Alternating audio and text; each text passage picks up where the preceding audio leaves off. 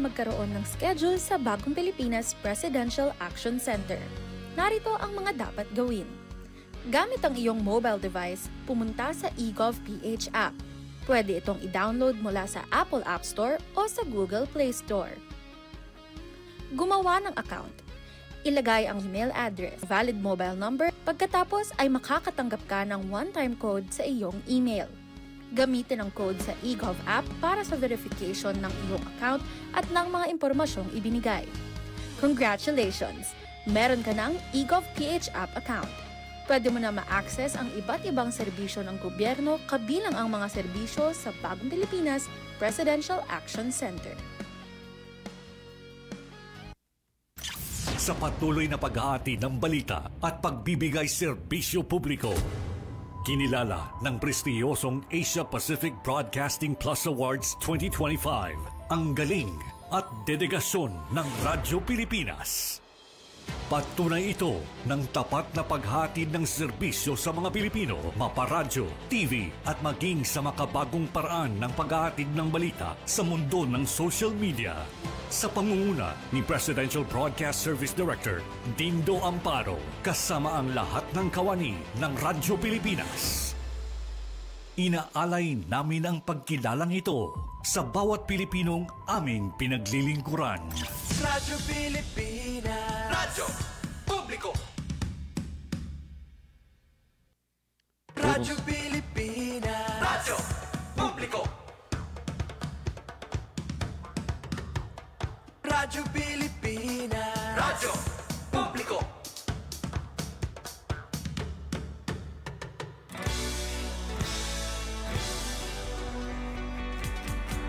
Mahalagang mga balita, napapanahong impormasyon. Kami ang inyong gabay pag may bagyo at sakuna. Serbisyo ng gobyerno kapag may nangangailangan. Mga proyekto ng Pangulo, damang-dama ang pagmamahal niya. Tulay ng mga hinaing, ang problema ng bayan ating lulutasin. Tulay sa himpapawid, tulay ng pagbabago. Radyo Pilipinas, Radyo Publiko ng Bagong Pilipinas. Radyo Publiko, Radyo Pilipinas, Radyo Publiko ng Bagong Pilipino. Mga proyekto ng Pangulo, damang-dama ang pagmamahal niya. Radyo Pilipinas, Radyo Publiko, ang boses ng Pangulo.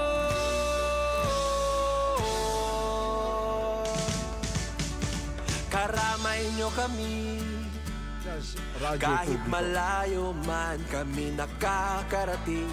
OFW magsasaka, buhay ay iba't iba, san mang lugar ng bansa natin. Tulay ng mga hinaing, ang problema ng bayan ating lulutasin. Tulay sa himpapawid, tulay ng pagbabago. Radyo Pilipinas, Radyo Publiko ng Bagong Pilipinas. Radyo Publiko, Radyo Pilipinas, Radyo Publiko ng Bagong Pilipino. Mga proyekto ng Pangulo, damang-dama ang pagmamahal niya. Radyo Pilipinas, Radyo Publiko, ang boses ng Pangulo. Radyo Publiko, Radyo Pilipinas, Radyo Publiko, Radyo Pilipinas. Oras naton 7 minutos naglabay sa alas 4. Maupay naman nga kulop sa imong tanan mga kabarangay. Kumusta na kamo? Adi na kita luwat sa naton programa Billboard Radyo Periodiko. Pero nakadlaw kitang waray makapagprograma. yan na lang nakabalik ano yung programa tungkol sa itong SONA ni PBBM ngan sugad man ginsundan sa itong mga post-SONA discussions. Alit termila kami hook up nga doon sa Manila.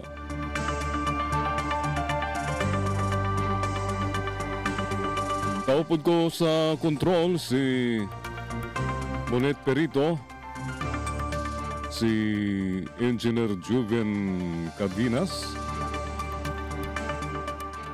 dan si LL Gonzales.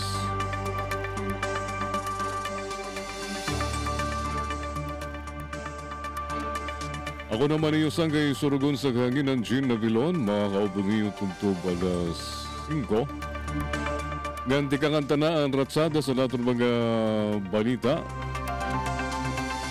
Mga opisyal sa KWF na lipay sa paggamit ni Pangulo Marcos sa pinulungan na Pilipino sa iya SONA. Iging galipay sa mga opisyal sa Komisyon sa Wikang Filipino, KWF, ang paggamit ni Pangulo Ferdinand R. Marcos Jr. sa pinulungan nga Filipino sa iya State of the Nation Address SONA sa Lunes. Naglalaom sira nga magbabadayon na paggamit sa pinulungan nasyonal wikang pambansa sa mga masunod pa nga SONA maging sa mga masunod nga leader sa nasod. Mas maupay nga mga masunod nga SONA ang giniyakan sa pinulungan Pilipino. Bukod na naton pinulungan pambansa ang lunduyan sa pagkakaintinding ang pagkakarusa sa naton nasod Pilipinas. Siring ni KWF Chairperson Arthur Casanova sa usang punong balitaan ka Sankulop Ngadlaw. Labis po akong natutuwa na ang ating pong Pangulong Marcos Jr. ay gumamit ng wikang Filipino sa kaniyang talumpati. Bagamat may mga pagkakataon na gumagamit siya ng wikang Ingles, ngunit sa malaking porsyento ng kaniyang talumpati kahapon ay tunay na kapuri-puri ang ginawa pong talumpati ng ating Pangulong Marcos Jr. sa ring ni Casanova. Dugang pa sa chairperson sa KWF, mas maintindihan sa mga muli Pilipino kung Filipino ang pinulungan gagamiton para sa mga SONA. Para naman sa Komisyon ng Wikang Filipino Commissioner Benjamin Mindilio Jr., ang paggamit sa Ingles ng Filipino ni Pangulo Marcos ang nagpapakita sa listado sa wikang pambansa. Ang paggamit ng wika ng ating Pangulo sa kanyang SONA ay estado rin ng wikang pambansa. Kung ano ang ginagamit na popular ngayon ay yun din ang estado ng wika natin kapag ito ay tinalumpati ng ating Pangulo sa Ringpaniya. Ang pagiging bilingualismo, ang pagko-code switch tigang Filipino sa Ingles, ang natatagan sa puwang iton sa komisyon tungkol kay iton ang estado yan na sa naton pinulungan sa Pilipinas. Ngan maupay naman nga isusumat ini sa pinulungan Filipino tungkol kay ito na naton pambansang wika nga ng Ingles ano sang opisyal nga wika, lingwahe naton dugang pa ni Mindilio. Mahinunduman sa kasaysayan ng mga SONA sa nasud si Benigno Aquino III.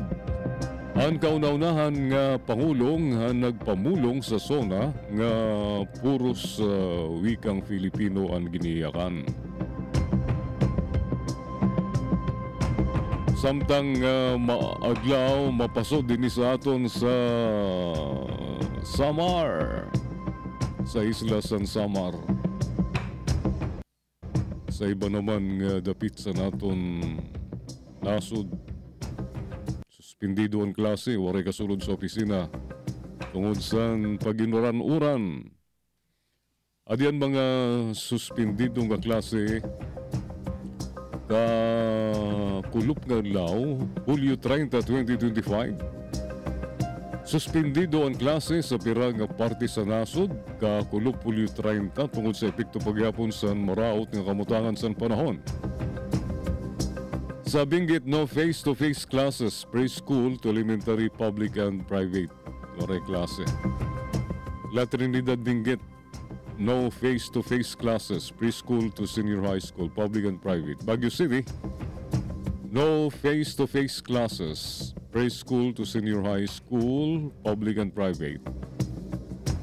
La Union, San Fernando, kinder to senior high school, public and private, waray kasulod. Sa Abra, Likuan, nganto Baay, waray face-to-face classes, kindergarten nganto grade 12. Sa Pampanga, Masantol, tanan nga level, public and private, July 29 to August 1. Waray klase. San Simon, waray face-to-face classes, tanan nga level, public and private except Concepcion Integrated School. Tigang Hulyo 29 to Agosto 1, waray kasulod. Santo Tomas, no face-to-face classes, all levels, public and private. Sa Pangasinan, Alaminos City, tanan nga level, public and private, July 29 to August 1, waray klase. Anda, all levels, Bulinaw, all levels, public and private, July 29 to August 1, waray sira kasulod. Walang pasok. Sa Burgos, all levels, public and private. San Carlos City, no face-to-face classes, all levels, public and private. Lingayen, no face-to-face classes, kindergarten to grade 12, public and private. 14 minutos ang naglabay sa alas 4 sa iba pa naton nga balita. Isda nga bagaan alligator gar, pagainian buhayan hugis nga may talagis nga ngipon nga nalagba nga nguso, nahikitan sa Taguig. Igin ka hipausa sa mga residente sa Napindan, Taguig. Ang nahikitan nira nga isda nga bagan buhaya alligator bagay, alligator gar, nga malabuhaya ang itsura tungod sa talais ang mga ngipon, pahaba nga lawas nga halapad nga nguso nga darasini. Sa naglabay nga episodes on I Wonder, ginsiring usang klases ang monster fish, ang alligator gar, nga ginmamangnuan sa mga monster fish keeper sa nasud. Naingis na sa to si Melvin Cruz sa salog sa madakpan niya ang higanti nga isda. Natakot nga po ako noon, nakala ko po kasi buhaya at napaahon pa po ako sa ring ni Cruz. Dahil bago yung itsura nito, parang mga nakiususo na para matingnan kung ano nga bang klaseng isda yun. Kasi medyo unusual siya na parang mahabang katawan tapos parang alligator yung kaniyang nguso. Si ring ni Jerome San Pedro, kapitan sa Napindan, Taguig.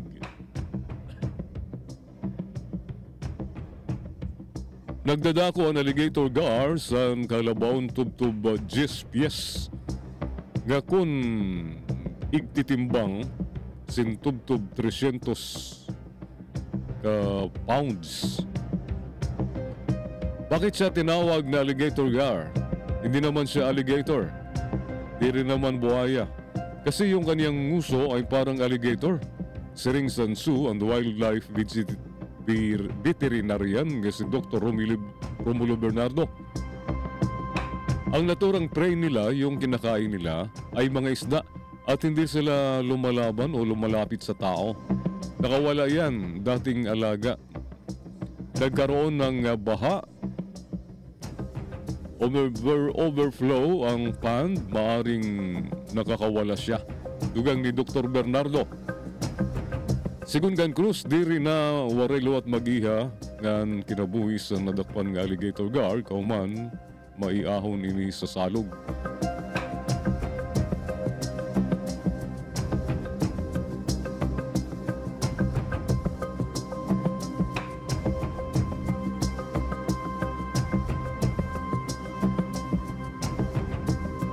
Disisiete minutos ang naglabay sa alas 4. Mabalik ak sa gayan kauman sa mga paibaro sa kontrol.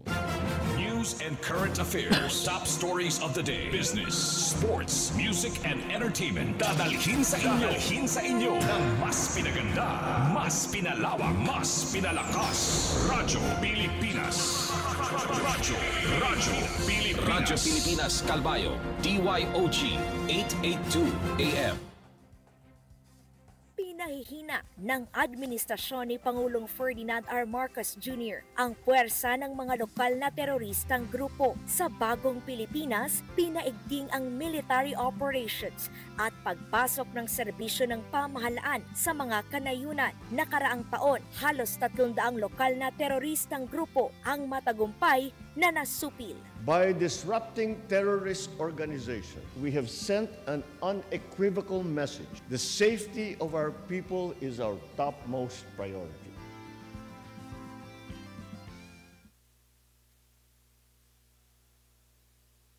Taon-taon, 1 milyon. Ito ang nais tuparin ni Pangulong Ferdinand Marcos Jr. sa kanyang flagship program, ang 4PH o Pambansang Pabahay para sa Filipino Housing Program sa buong bansa. Sa Bulacan pa lamang, 6 na housing projects na ang sinimulan. Sabay-sabay natin sinisimulan ang pagpapatayo ng Pambansang Pabahay para sa Filipino Housing Project ng pamahalaan o 4PH sa 6 na bayan sa lalawigan ng Bulacan. Sa pamamagitan ng mga proyektong ito, hindi na malayo ang posibilidad na makakamtan ang pangarap ng libo-libong mga Bulakenyo na magkaroon ng maayos, disente at abot-kayang tirahan. Oras na matapos, kabuang 30,000 bahay ang matitirahan ng mga taga San Jose del Monte City, San Rafael, Pulilan, Pandi, Giginto, Malolos at Bukawe, Bulacan. Sa bagong Pilipinas, walang Pilipinong walang bahay sa sariling bayan.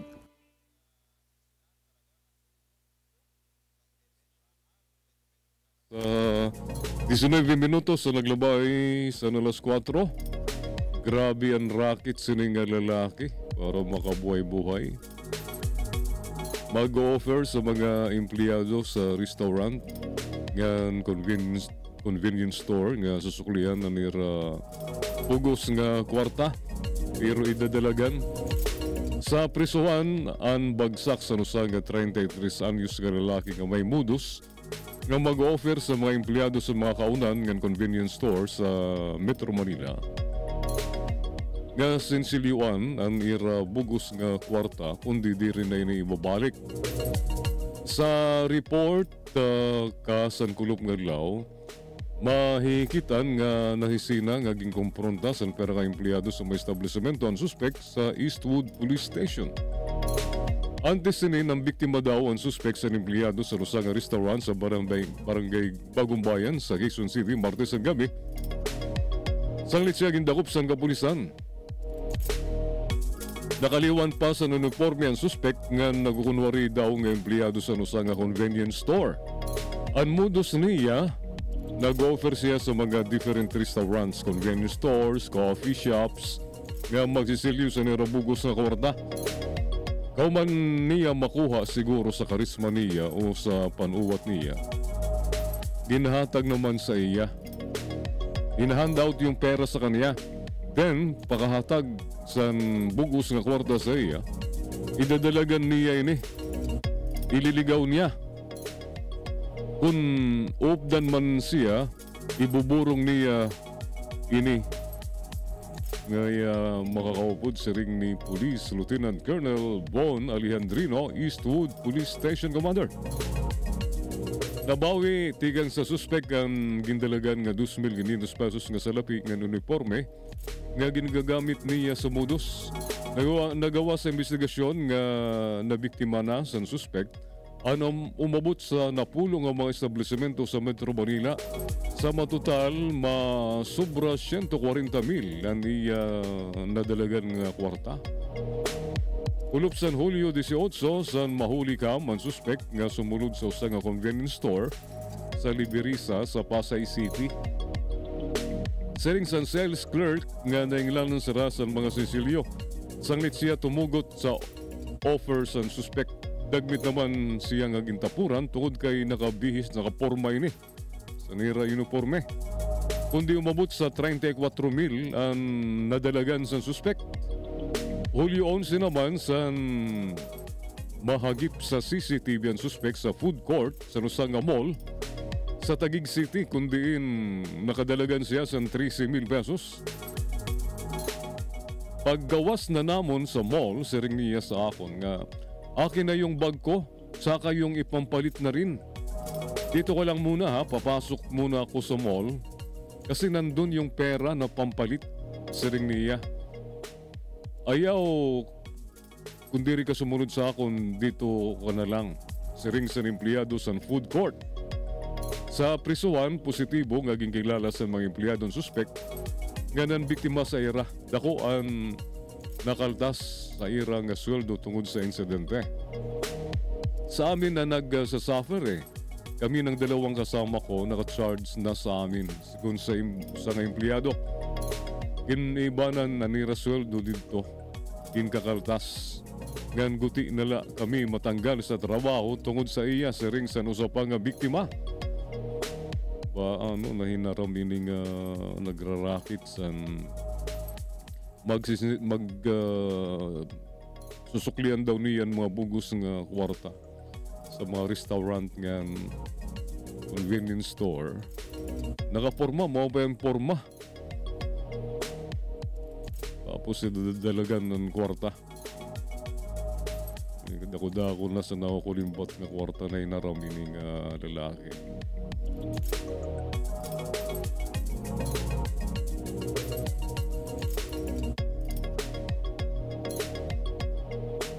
Lalaki gintigba sa ulo sa niya kainom nga ginsagdunan niya nga ayaw panamok kung nakainom.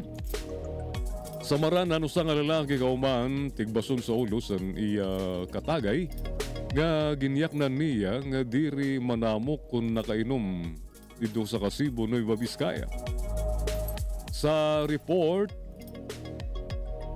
kasan kulok nga law ginsiring nag-irignom ang 39 anos nga biktima ng 21 anos ng suspect sa barangay Muta san Sagdunan san una ang suspitsado.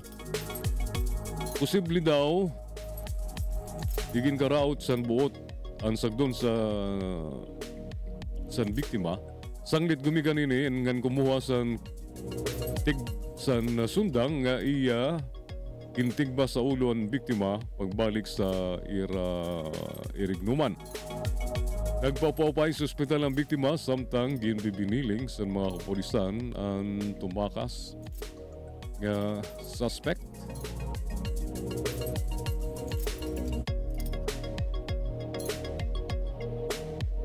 Bainti-5 minutos na naglabay sa alas 4 din sa nato na programa Billboard sa DYOG Radio Pilipinas, Calbayog City. Itunta naman yan na ang opinion page sa mga pahayagan. Sa Abante Tonight, adi ba sound ta itong opinion?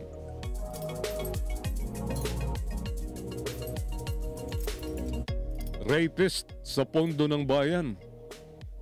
Kolom ni Benji Alejandro The Bench File sa payagan Abante Tonight. Yan na nga adlaw July 31, 2025 issue. San sini nga payagan. May nasakitan. May natablan ada, may naigo ada sa mga opisyalis ng gobyerno ng mga kakonsabo sa private sector. Kauman iyakan ni Pangulong Marcos sa iya panupat ng State of the Nation Address nga maawod naman sa mga Pilipino ang mga nangangawat sa pundo ng bayan. Masigabo nga palakpakan ngan gugliatay ang nabatian sa plenaryo sa 20th Congress samtang nagiyakan ang Pangulo. Karuyag ba mabatian sa mga magbaralaod ang mensahe sa Pangulo? O karuyag sa pawan tungod ang mensahe ang sirahan ginpaparinggan? Nga sumasawsaw sa sanapis ang taong bayan, ngan sira An waray ba kundi ang mga magbaralaod, kaupo din nila mga kakunsabo, kundi rin ka mag-anak ang napiking asangkay.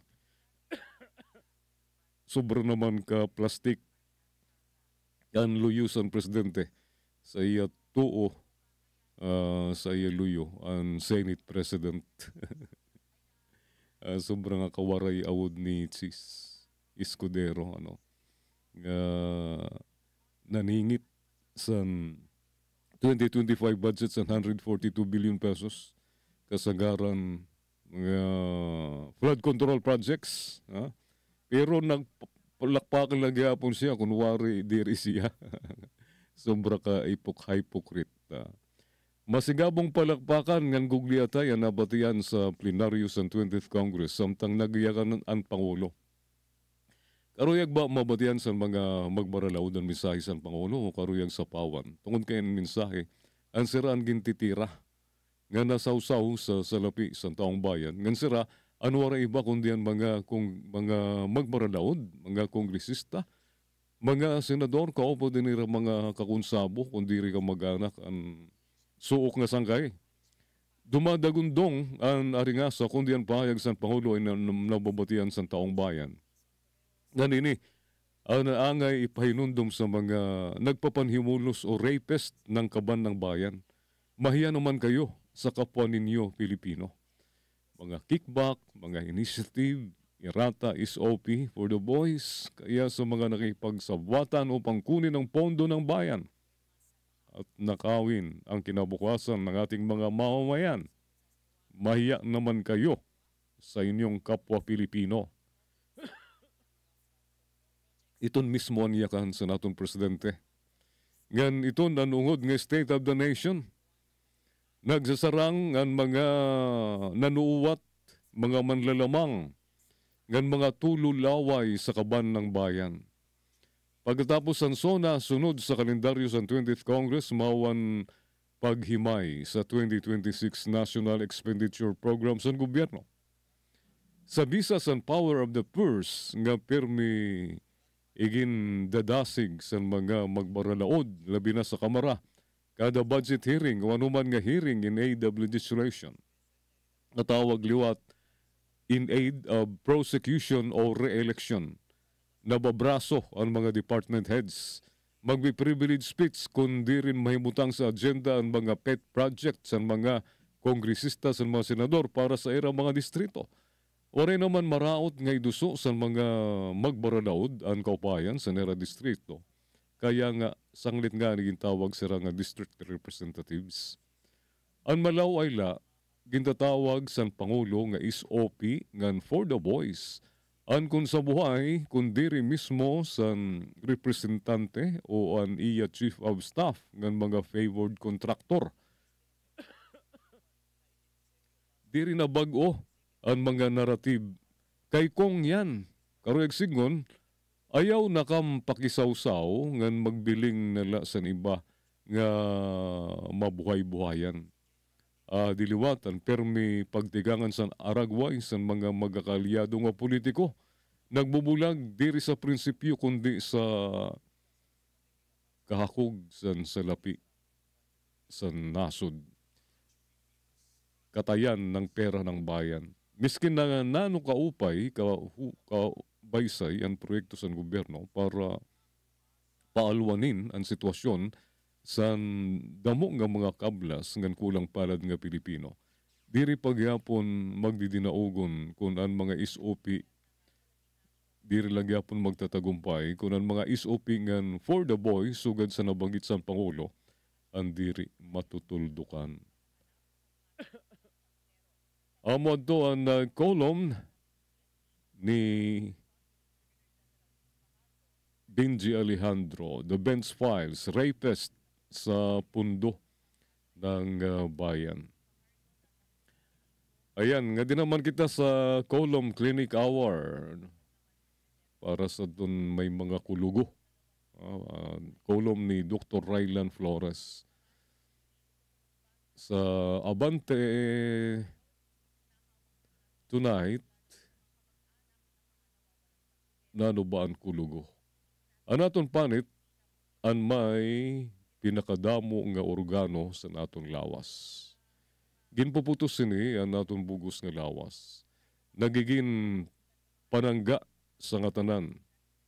Aton ini pantaming sa nga tanan. Tikang sa paso, ngan pinit sa aton palibot, ngan sa kung nanuman nga bagay nga makakatupo naton sa panadlaw-adlaw.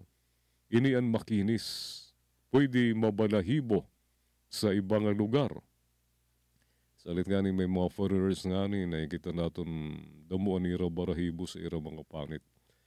Ngan kung danay mabusag, danay naman maitom. Ini ang may kalabdanan sa melanin nga pigment o pankulor sa natong lawas. Nag-iiba sa ibang tao depende sa aton genes. Babad sa adlaw, hormones ngan edad. Nakikita ninyo ang mga paratricycle. Nagkukulubutan pa nitong sa sobrang kapaso. Nalalagas dayon kung kitaon tungod sa sobrang kapaso sa adlaw. Kay nagbababad sira sa adlaw. Ginpoprotektahan sa balat. Ginpoprotektahan sa panit. Anaton lawas. Iniluwat naman ang ginpoprotehiran sa aton immune system. Paano kung may tumubo dida ang pakyana sa aton? Kung minsan may mga butlig, masakit man o diri, iba ang itsura. Ang siring sang kadaman, kulugo daw. Pwede ba tanggalon basta-basta? Magsasarang ba ini? O magagrabe? Nanuan pwede himuon? Ang kulugo o wart, ano sang guti ay magaspang nga nakaangat na bukol sa aton panit. Permi matiga, pwede ba ang kulor, nga danay may baga maitom nga tuldok. Ini ang blood vessel nga nagamada sa guti nga blood clot. Iba-iba liwat ang sukol, tigang sa guti tubtob sa baga kapariho sa dako sa green peas o mani. Ini ang nagditikang sa usa nga virus, ang human papilloma virus, HPV. Pero may makikita ini sa mga bahagi nga nakagawas o di rin natatakpan sa aton sulot nga dugnit. Pariho nala sa mga kamot, tiil, ngan palibot sa mga kulo. May mga specific types luwat ini. Ungay ang flat, filiform, depende sa itsura, ang plantar sa paa. Kundi may ada liwat genital nga ada sa mga pribado nga parte sa lawas. Nakukuha ang mga kulugo, ang mga wart, pinagisan pagsulod sa virus sa aton lawas. Pwede sa mga bitaksini, gasgas, o gudti nga samad. Sa sulod sa lawas, nagdadako ang outer layers ang panit, sanglit umaangat nga nagbubugos, nagdadakmol. Dako ang kalabtanan sa aton immune system. Kung ini ang makusog, di rin naman basta magdadamo ang virus nga nagagamada sa kulugo, wart. Kundi pwede magsarang nga makatapon ini. Sanglit angay, di rin ini kaptan. Ayaw ni yulabti. Takpan, ngan ipabilin ang paghugas ngan hygiene. Maggamit liwat sa kalugaringon nga tuwalya. Iyo pangahit, nail cutter, ngan iba pa nga personal nga gamit. Panatil ipabilin nga mamara ang lugar ngan diri kutkutin. Ayaw paglabti ngan iyo kulugo. Pwede magamit sa salicylic acid sa mga kulugo. Kundi mas maupay ang magpakonsulta sa doktor. Ang mga dermatologists, ang espesyalista sa panit, nga nakaghatag sa naangay nga solusyon. Pwede luwat nga mga kumarawat sa bakuna laban sa HPV, labi na para sa genital warts, tungod may kalabtanan liwat ang sexual transmission. Ang mga obstetrician, gynecologists, ang pwede makampang para din. Iyo bisitaha ang iyo doktor para mapabilin ang pagkamalasutla sa naton panit. Tubdob sa masunod nga Huwebes. Stay healthy, stay safe, remain vigilant. Amad to ang kolom ni Dr. Rylan Flores, Clinic Hour. Adianay naton mga pahibaro sa control. News news and current affairs, top stories of the day, business, sports, music, and entertainment. Dadalhin sa inyo ng mas pinaganda, mas pinalawak, mas pinalakas. Radyo Pilipinas. Radyo Pilipinas Kalbayo, DYOG 882 AM. Ang DOLE Integrated Livelihood Program ay livelihood undertaking para sa mga individual na gustong magsimula ng negosyo. Isa ang Bicolanong si Jonathan Ensano sa nakatanggap ng livelihood kit para masimula ng negosyo sa wood carving. Binigyan po ko ng router, circular.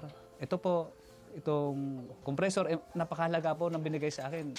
Itong mga meter, so itong mga L-square, lahat po. Sinisiguro ng DOLE sa pangunguna ni Kalihim Bienvenido Laguesma na mapatupad sa pamamagitan ng livelihood program ang aspirasyon ni Pangulong Bongbong Marcos. Kasama sa bahagi ng layunin o aspirasyon ng ating Pangulong Ferdinand R. Marcos Jr. ay yung mabawasan yung incidence ng kahirapan, reduction of poverty incidence ng single digit. At pwedeng mangyari yan sa pamamagitan ng pagpapalakas ng employment, no? Pagbibigay ng higit na kasanayan, kaalaman, para matulungan silang makakita ng trabaho. At sana trabaho sa ating sariling bayan. Narito na ang Subic Clark Manila Batangas Railway para sa mas mabilis, ligtas at maayos na paglalakbay. It shows the path forward of building better more, so we will never lose our competitive advantage because unlocking the full potential of Clark is a continuing task. Makakabiyahe ka na mula Subic papuntang Clark hanggang Maynila at diretso sa Batangas sa mas maikling oras. Sa mga modernong tren, makabagong istasyon at maayos na serbisyo, handa ng baguhin ng SCMB Railway ang kalakaran at transportasyon. Sa nagbabagong Pilipinas, patuloy ang trabaho, patuloy ang pagbabago. May dangan niya nag-develop nga tubig nga may halong galing at talino ang Department of Science and Technology, FNRI, para sulbaron ang problema sa nasod sa kakulangan sa iodine deficiency sa mga Pinoy. Tubig na may halong galing at talino. Pati tubig ang ay pagpinsaron liwat. Ini ang ginhimo sa DOST FNRI agud sulbaron ang problema sa nasod sa iodine deficiency naton nga mga Pinoy. Ang iodine deficiency ano sa mga seryoso nga usapin sa panlawas tungod sa mga problema nga durot sini sa panganak. Pati naliwat sa physical nga mental nga pagdako sa mga bata nga diri nag-iiha nakaapektar sa ira katalinuhan, kakayahan ngan kalabaon sa ira kinabuhi. Kaupod ang World Health Organization sa pagpapahinumdom nga ang iodine deficiency sa mga babayi nga burod ang nagdudurot sa negatibong epekto sa bata nga ada sa iratiyan sinapupunan. Ang sanggol ang naniniligado nga makaranas sa neurodevelopment deficiency, low birth weight, temprano nga pagkatawo, temprano nga panganak, ngan mas sa taas nga posibilidad sa temprano nga pagkamatay. Uminumla sang 5 baso sang tubig talino, ganini ang sadang na. Agud tugunan ang 33% of daily iodine requirement of the body. San daw lay ni maabot din sa samar nga tubig talino sa Department of Science and Technology FNRI. Ini ang maupay nga alternatibo sa purified o ordinaryo nga irimnon nga tubig, dirila tungod kay ini ang may halo nga water plus 12 nga nakabulig sa aton kadugangan nga iodine intake. Ini ang tungod na gyapon sa kaparihot sini sa ordinary drinking water, pag-abot sa kolor, rasa, ngan amoy. Ang tubig talino, ang irimnon nga tubig nga may halo nga talino. Ini ang pwede gamiton sa kape, tsaa, gatas, nga iba pa nga irimnon. Iginiinom ini kapareho sa ordinaryo nga irimnon nga tubig.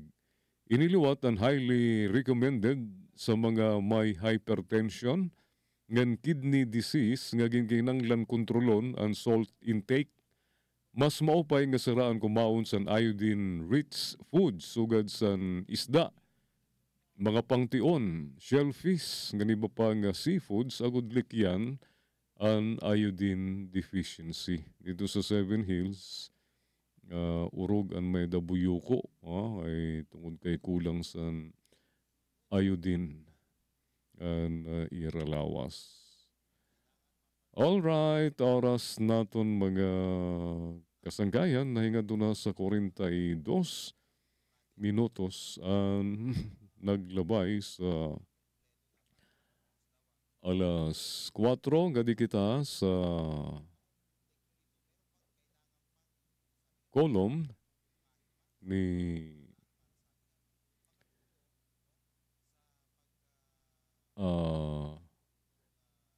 Edwin Balasa. For the record, sayang ang muscle at tattoo ni Baste Duterte. Sa payagan Abante Tonight, Pitsado July 26, 2025. For the record, column ni Edwin Balasa sa Abante Tonight. Ginkuyog san buzzers si Davao City, Acting Mayor Baste Duterte. Miskin gani sa kung mahilig ka mo sa Facebook, kadamo sa mga makikita niyong litrato ni Baste nga nakabihis Pilipina, dalagang Pilipina. Miss Philippines Beauty Pageant, pero ang bayhon si Baste. Damo liwat ang trending yan na ini si Baste nga natawag nga bakla. Kay hadlokon talawan, siya nag-ayat kan PNP Chief Nicolas Torre III suruntukay, pero siya luwat anong matras, imbis sumipot sa ira suruntukay, lumupad sa sakay sa aeroplano tiga to Singapore. Basahon tayo ni kasanggayan nga column ni Edwin Balasa for the record. Sayang ang muscle at tattoo ni Baste. Ginkuyog san buzzers si Davao City Acting Mayor Baste Duterte tungod sa baga pag-atras sini sa boxing for a cause kontra Philippine National Police Chief General Nicolas Torre III nga siya liwat mismo ang nagayat. Hingan kay kumasa si Torre san ayat nga magsuntukay sira ni Baste. Ngan siring ni Torre mas maupay kung charity match ini. Ganan kikitaon ang maingad do sa mga biktima sa bagyo. Ay nag-upay liwat ang umamay naka-recaudar sa 20 milyones pesos. Kasa, diri pa ungay itong mga relief items, mga bulig sa itong mga ginbaan na bagyuhan dito sa Luzon. Sa panig naman ni Torre, kauman nga kasahan anayat ni Baste, pumakadoy ni sa PNP gym agud mag-training. Kaupo da niya trainer, nag 6 round sparring sira san boxing, ang pinakamatindi pa sini, Biyernes san aga, nag-ala Rocky Balboa si Torre. Ngan dumalagan miskin na oran san 10 rounds sa oval san PNP. Sabod nga san makusog nga oran, marigon ang lawas. Si Basti naman ang baga umatras ang bayag sini. Ngan nagrason nga kung nano-nano ka pareho nga kakasala siya sa boxing match kung napakiusapan ni Torre si PBBM nga pumailarom sa hair follicle drug test ang tanan nga elected officials. Hain ka ba san nagaayat san suntukay nga kadamo-damo san mga kondisyones? O baliktad, dapat ang ginayat ang maghatag san kondisyon. Diri kaya nag-ayat ang may maghatag san mga kondisyon. Ano ba ini? Ang mabugat pa sini, sumakay sa aeroplano si Baste pakado Singapore sa nga Biyernes. Aray ko, Mayor Baste. Kaya nano kaganon, kakarag kani mo mga matitipunong muscle ngan astig ni mo nga tato napaawod kalugod ngan igin kakahiya kalugod yun na san mga taga Davao City kay gin nga damo ang nagngangaran sa mga talawan. Kakulupag yung pasilip ni PNP spokesperson Brigadier General Gene Fardo nga binubuo na sa ini sa antes mag Domingo human na ready na ang boxing ring sa Rizal Memorial Coliseum kundi unta himuon ang laban sa tunga Domingo alas 9 sa naga.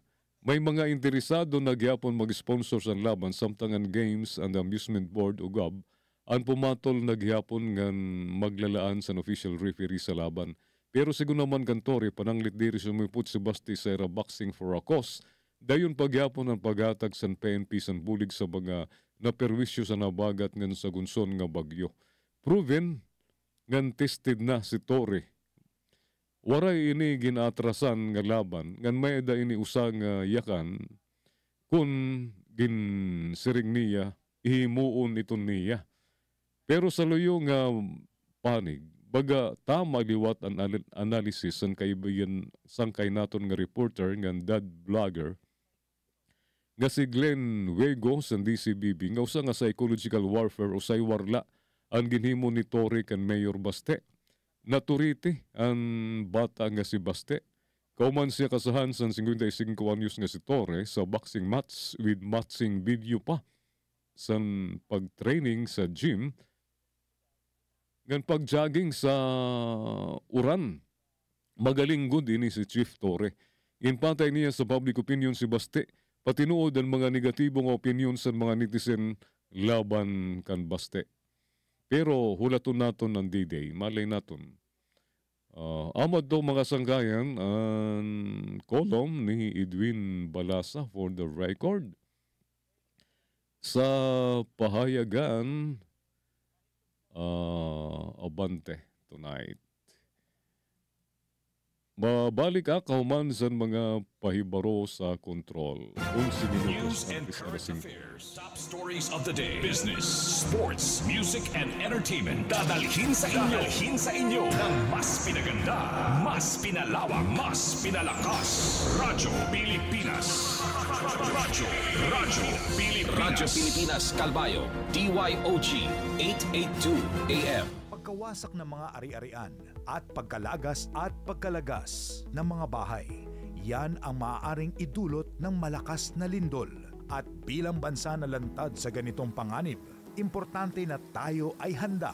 Kaya inilunsad ng DOST FIVOX ang Seismic Hazard Atlas Design Earthquake o SHADE Project na layong gawing mas akma sa banta ng lindol ang disenyo ng mga gusali sa bansa.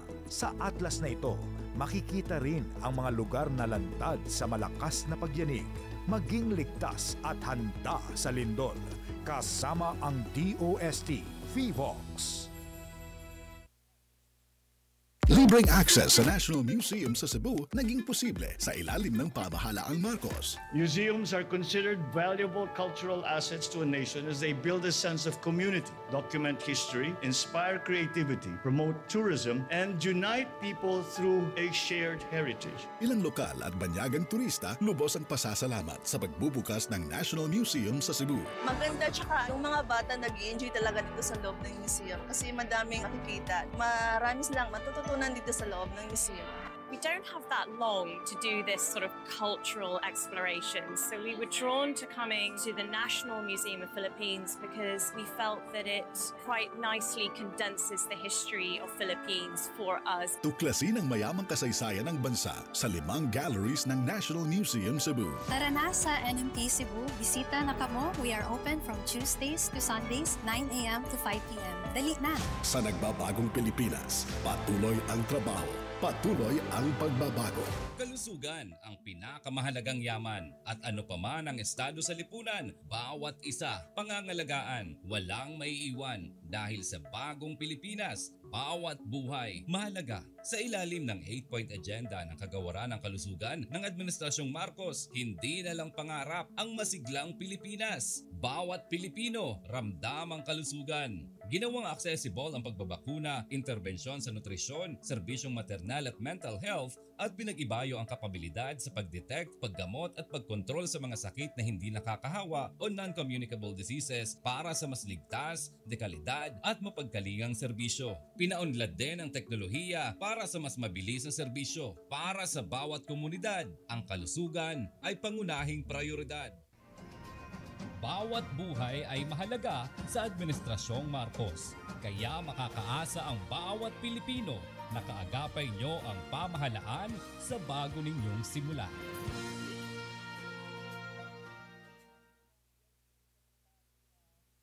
Otso minutos antes na alas 5, kadikita sa kolom ni Barry Gutierrez, usapang barikada, hindi Diyos ang Korte Suprema. Sa pahayagan abante o na sa balita, Pitsado July 31, 2025 issue. Waray bunaot, waray undang ang diskusyon ng debate parte sa naging desisyon sa Korte Suprema bahin sa impeachment ni VP Sara Duterte. Sa ungudla, damuan pumalag tigang sa iba-iba nga panig, mga akademiko, eksperto sa balaod, mga retirado nga mga justices, mga magbaralaod ngan iba-iba nga advocacy groups, nagpahayag sira san ira pagtipa ngan pagpuna sa unod sa naging desisyon. Nganan posible nga maging negatibo nga epekto sini sa bisa sa impeachment bilang usa nga proseso para masusnan ang pangungurakot ngan panagutin adton mga hatag-as nga opisyal sa gobyerno nga nangungurakot sa pundo ng bayan. Sa usa nga demokrasya, importante ang kalayaan sa mga mamamayan, sa mga mulupyo nga magpahayag sa sugad nga klase nga ira sentimento. Karuyag signon, miskin ang mga desisyon sa Korte Suprema, an angay malaya nga masuri ngan mabusisi sa publiko. Ini nga mga justices, ini nga 13 nga mga justices sa Supreme Court, 12 sa ira nagbutos, ay nga ba mo oray tumipa. Ha? Sira nga tanan, bumutos nga igbasura in impeachment ni VP Sara tungod daw kay unconstitutional. Dirikit bagagin pupugngan nira nga mapanagot ang mga may deklarado, mga magkusog ang ebidensya nga nagpapatinuod nga milyon-milyon, bilyon-bilyon ka pesos ang ginbursa nga salapi sa naton nasod. Dirikit diktadora nga kada kumontra o magpakyana. Ang tawag dida accountability, ngan ini mismo ang pundasyon sa responsable nga pamamahala. Gin bayular sa Korte Suprema ang konstitusyon nga kinahanglan panagutin adun mga responsable sa pangangawat sa pondo ng bayan. Ba, kalain pa yan na, ano? Baga, gin tatagan nira pag-ugop adun mga nangungurakot sa kaban ng bayan. Baga ginisiring sa Korte Suprema, bahala ka mo, ano, pakarasa-rasa na ka mo sa pagwaldas sa salapi ng bayan, kakuri sa nga Korte Suprema. Kaya naman, medyo nakakabaraka ang mga panawagan nga basta tahuron nala ang desisyon ngan pamingawon ang kritisismo. Baga daw ang Korte Suprema ang diktador. Kaya nga mga justices, dagko ang sweldo sini. Mag-retire nga ni, mauliwat ang ira sweldo nga ira nakarawat. Ha? Grabe, diri pwede susnan. Nira ginhimo. Miskin baliko na, nira ginhimo nga mga desisyon. Oo, ginrespeto naton ang rule of law. Pero diri karawag signun sini, nga diri na pwede magpakyana o pumuna diri healthy sa demokrasya. Kung ang simple nga kritisismo sa desisyon sa korte, an agad-agad ituturing nga pambubastos o contempt. Dugang pa sini, ang naging kaso sa indirect contempt nga igin-file laban sa pera nga kritiko kapareho kan Congressman Percival Sindanya sa Nakbayan. Columnist nga si Richard Hidarian, ngan miskin pa ang mismo anti-poverty czar nga si Larry Gadon. Diri ba medyo kamakaharadlok kunan pagpapahayagla sandiri pag-abuyon sa usa nga desisyon ang nagiging rason nga baga kasuhan ngan sirutan. Klarado nga katungod naton ang magpahayag sa pagtipa, pagdiri. Kung nawara ang ini nga katungod naton, nawara naliwat ang tinuod nga diwa sa naton demokratikong republika. Hinunduman naton, miskin tiaw naton gintatawag nga mga Diyos San Padre Faura ang mga justices dida sa Korte Suprema, diri sira tinuod nga Diyos, diri sira perpekto, pwede sira magsayop, mas sa ngatanan, sira ang mga lingkod bayan, may pananagutan sa aton mga mulupyo, ngan kapareho san siring sadto niyanay UP Law Dean ngan Supreme Court Justice George Malcolm, diri angay manipis ang panit san sinuman nga opisyal sa gobyerno. Pag-abot sa puna sa iyang mga opisyal nga ginhimo. Diri angay mahadlok ang publiko nga magyakan parte sa miskin nano nga isyo, labi na kung may kalabtanan ini sa aton mga katungod ngan kalayaan. Ikaw ba ginkakawatan ka na? Damo ang nangungundang pag-eskwela sa college tungod kay diri kaya sustentuhan sa irang mga kaganak ang pag-aram. Tapos adian mga sa dagkong opisyal sa gobyerno, basta na bursahon ang kwarta sa publiko, nalilipay ba kamo siton? Nga ginkakawat, siring pa ni Pangulo Marcos, ginkakawat adton kabubuwason sa naton mga pobre nga mga kababayan tungod sini nga mga kurakot nga mga politiko. Kung seryoso kit sa pagiging demokrasya, ang kritisismo, ang angay diri la karauton, kundi ituring nga importante nga parte sa naton pag-uswag bilang usa nga malaya ngan responsable nga sosyedad. Amod to, ang kolom ni Barry Gutierrez usapang barikada sa pahayagan abante una sa balita. Yan ang adlaw nga issue, July 31, 2025. Hindi Diyos ang Korte Suprema. Adi yan naton news update. Mula sa pinakamalawak na newsroom sa buong Pilipinas, ito ang Radyo Pilipinas.